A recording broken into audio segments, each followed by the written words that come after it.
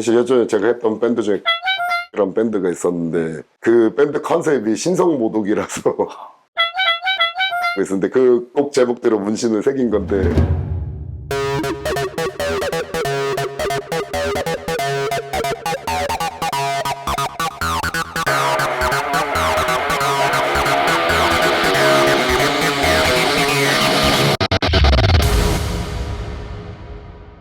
안녕하세요. 저는 정진용이고요. 그다음에 밴드 지옥, 고스피츠, 유나와 아이돌을 하고 있습니다. 반갑습니다. 처음에 말한 지옥이란 밴드는요, 그로테스크 아이돌즈 오브 K-팝, 줄여서 지옥이고요. 장르는 호러 B급 인더스트리얼 장르라고 보면 됩니다. 인더스트리얼이라고 하면 사람들 잘 모르는데 약간 EDM과 락 중간 사운드라고 보시면 되고, 대표적인 뮤지션으로는 롭좀비나 이제 파워맨 5000 이런 게 인더스트리얼 쪽 장르의 뮤지션이라고 보면 됩니다. 그다음에 코스피치는 그냥 대충 얘기하면 펑크 밴드인데요. 펑크락을 하는 밴드인데 미국의 호러 펑크 밴드 미스피치를 커버하고, 그다음에 2000년대 초반에 활동했던 우리 홍대의 1세대, 2세대 조선 펑크를 커버하고 있습니다. 미스피치를 커버해서 코스피치예요. 예. 코스피치에서만 메인 보컬입니다. 유나와 아이돌은요, 사토 유키 형님이라고 저희 기타 치시는 형님인데 그 형님을 필두로 해서 쇼와 가요를 커버하는 밴드예요. 네. 밴드 이름 그대로 저희 보컬 유나가 메인인 이제 팀인데 저는 거기서 춤이라고 하기 좀 민망한데 아무튼 거기 코러스와 또 그 율동을 맡고 있습니다.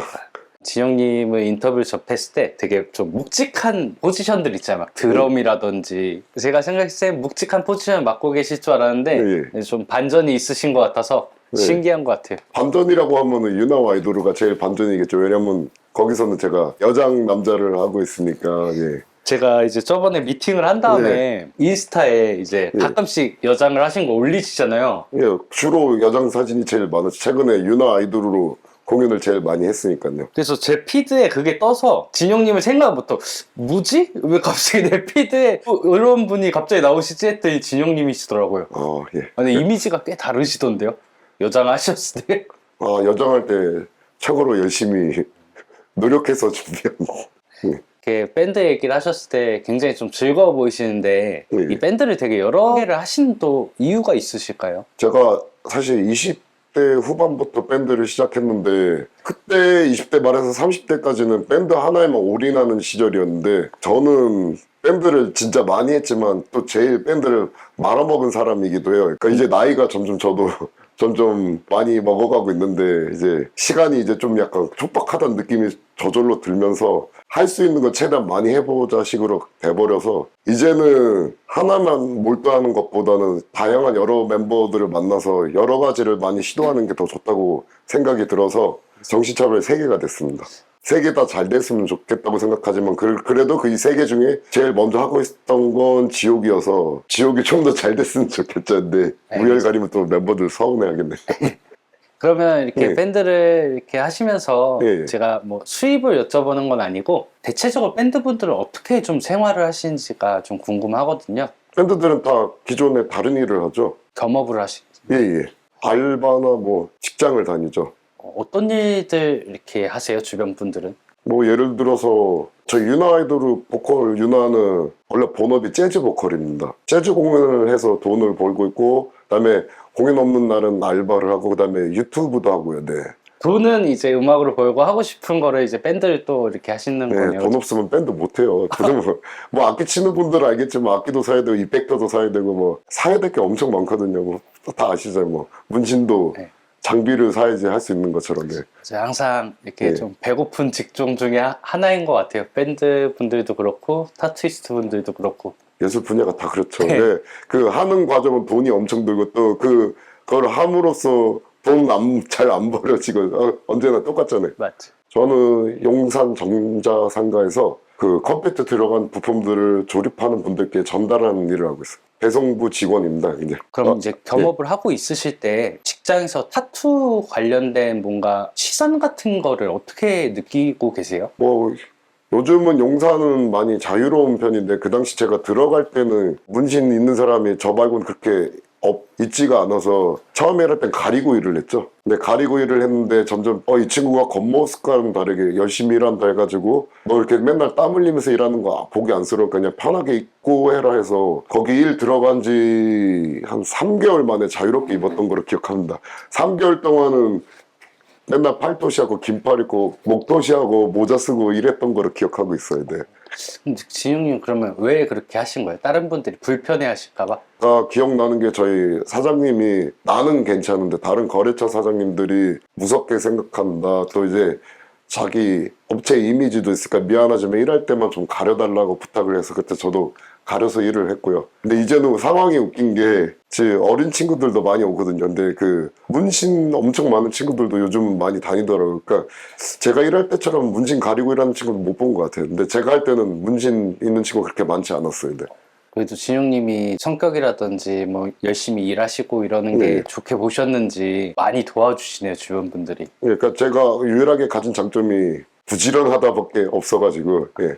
아무튼 미련 곰탱이 같은 건데 예. 시킨 일은 또 열심히 하는 성격이라서 네. 아이고 이제 좀 시원하네요. 네, 더우셨죠? 예. 사실 제가 고등학교 때부터 락 음악 접했다고 했잖아요. 그러면 외국에 있는 해외 락 뮤지션들은 대부분 문신이 다 있었죠. 그때부터 하고 싶다 생각은 늘 했었죠. 근데 엄격한 가정 집안에서 자라서 나중에 제대하고 나면 해야겠다라고 생각을 했고 홍대 나와서 살 때 그때 음악하는 친구들이 취미로 타투를 많이 배우곤 했어요. 그래서 그 친구들한테 데모로 많이 받았죠. 이게 그 문신을 하게 된 계기입니다. 처음에 그러면 타투를 집에 오픈을 하셨을 때 반응이 어땠는지도 궁금한데. 끔찍했죠. 정말 끔찍했어요. 네. 그때가 2004년도였으니까 그 당시에는 문신만 해도 대역죄인 되는 분위기였으니까 집에서 곡소리 났죠. 어떤 걸 처음 하셨는지 여쭤봐도 될까요? 여기 예 익스플로이티드라고 이거 한번 지우는 수술을 받아갖고 지금 그냥 뜻밖의 3D 문신이 됐는데 제가 지우려고 해서 지운 게 아니라 집에서 자꾸 지우라고 강제로 병원까지 끌고 가고 강제로 시술 받은 게 이겁니다. 대부분 처음 할 때 안 들키려고 안 보이는 부위에다 하잖아요. 아니면 옷 입으면 가려질 수 있게. 근데 저는 어차피 할 거면 보이는 데다 해야지 뭐 가리고 다니는. 그럼 하신 다음에 바로 가서 오픈을 하신 거예요? 제가 그 당시 좀 단순 무식해가지고 하자마자? 그냥 보여줬거든요. 그냥 좀 많이 혼났습니다. 예. 그러시면은 네. 이제 타투를 받는 의미라든지 좀 받는 기준이 있으신지 네. 제가 한번 여쭤볼게요. 그 당시 펑크에 대한 환상이 너무 심해가지고 나도 이제 외국에 있는 펑크 친구들처럼 하고 다녀야겠다. 락스피릿 이런 거 말고 그냥 패션 이런 것도 너무 관심이 많아가지고 그래서 문신을 막 하게 된 것 같아요. 그냥 마치 마음에 드는 옷 사 입는 것처럼. 문신을 한 거에 대한 의미를 많이 물어보시곤 하는데 그놈의 그 피부에 잉크를 새긴다는 의미 자체를 근데 역사적인 자료들 때문에 그런 것 같아요. 옛날에는 문신의 역사가 뭐 죄인들한테 내리는 형벌이기도 했고 원주민들은 뭐 영혼을 새긴다 부적처럼 뭔가 사용했었죠. 항상 문신의 의미가 있어야 된다는 강박관념이 있는데 저 같은 경우는 그냥 이렇게 얘기하면 골비였다고 할 수는 있지만 뭐 그냥 솔직하게 얘기하면 그 당시 문신 멋있어 보이고 하고 싶으니까 그건 좀 단순히네. 아직까지도 멋이 있으세요?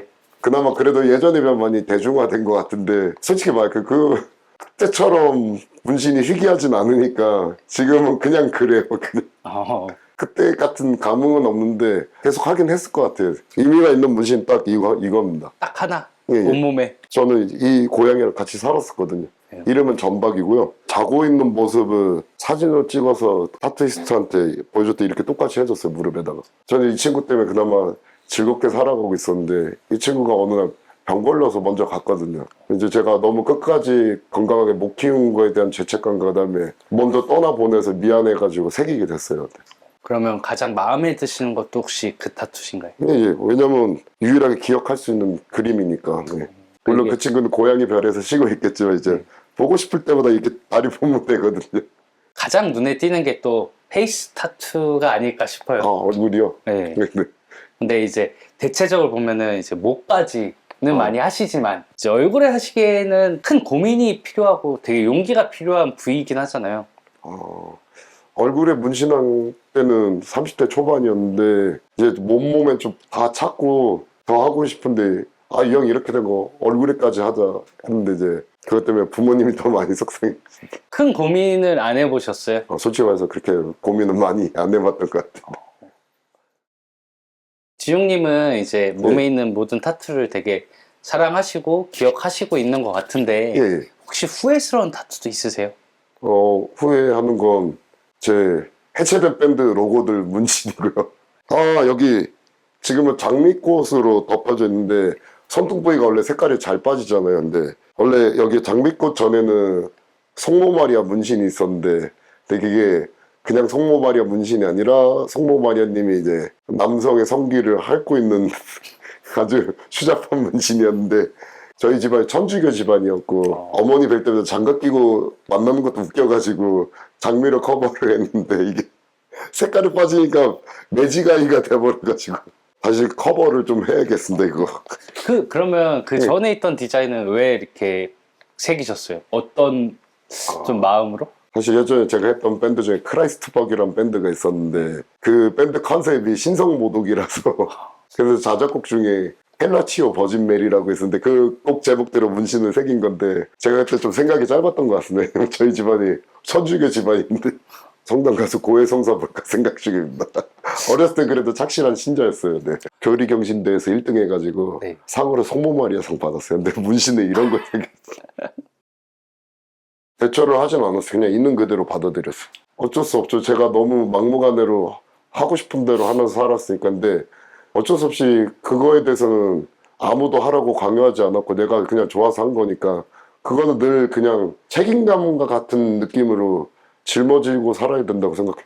어차피 내가 선택해서 한 거니까 남들이 불편하게 봐도라도 그 어쩔 수 없이 저도 그걸 받아들이면서 살아야죠. 어쩔 수가 없어요. 그냥 그거는. 제가 죽었다 깨어나도 문신에 대한 시선이 좋아질 리는 없을 거라고 생각하고요. 네. 뭐 헌혈을 되게 많이 하셨다고 그리고 뭐 거기서도 상이라 그래야 되나요? 예, 저 적십자에서 은장? 뭐 음. 이게 웃긴 게 헌혈도 협회가 다 두 가지로 나뉘어요. 대한적십자랑 하는 뭐 혈액원? 뭐 아무튼 인데 하여튼 헌혈 횟수는 굉장히 많은 편으로 알고 있습니다. 예. 근데 왜 헌혈을 이렇게 많이 하시는 거예요? 처음 시작하게 된 계기는 되게 돈이 없었던 시절에 제가 영화를 되게 좋아해가지고 헌혈을 하면 영화 초대권을 주잖아요. 그거 영화 초대권 받으려고 헌혈을 시작한 건데 아직까지도 줘요? 요즘은 헌혈이 더 많이 필요하대요. 그래갖고 혈액이 많이 필요해서 요즘은 옛날에는 한 장 줬는데 요즘은 1+1으로 한 장 더 주더라고요. 극장 티켓값이 많이 올랐잖아요. 그렇죠. 한 편 보는데 15,000원인데 근데 두 장 주면 3만 원이 3만 원.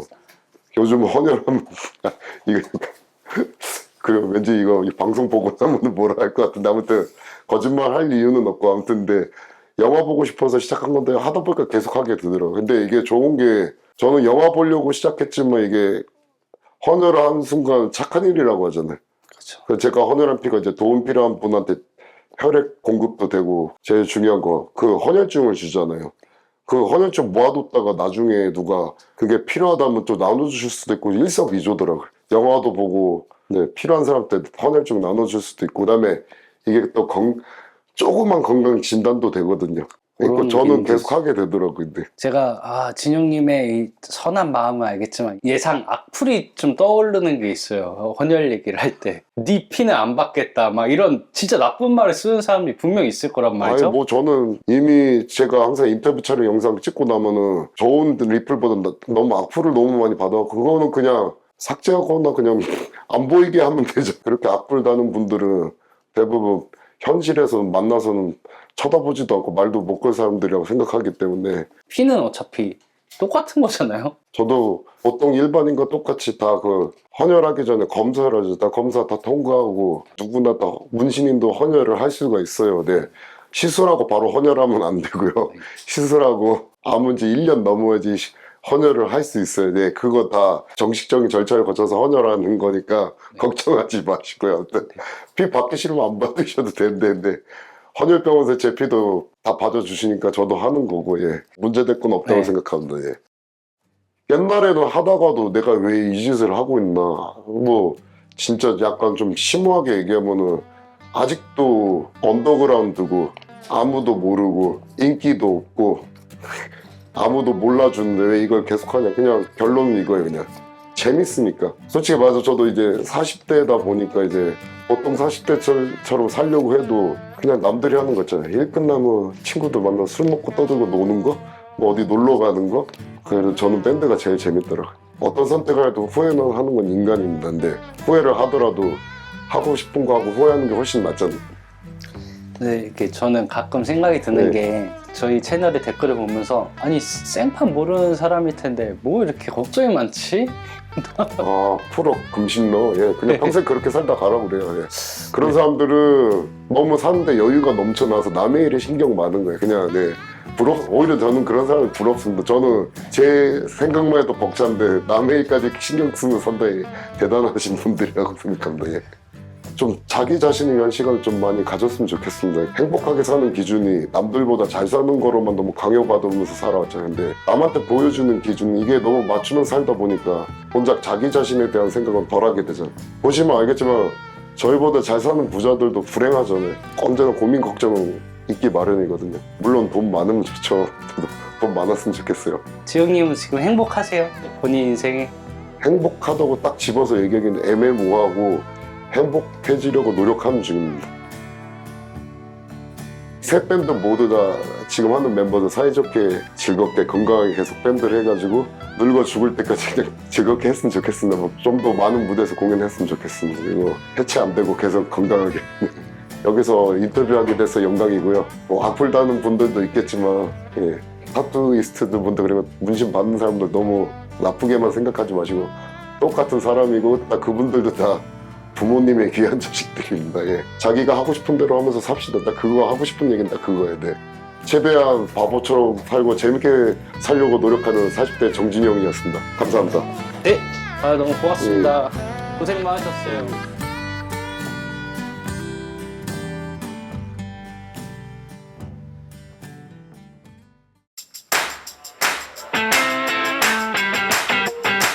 매그마이티키 채널은 오키나와를 한 통에 담았다 프리미엄 남성 헤어 그루밍 브랜드 도어스 포마드와 함께합니다.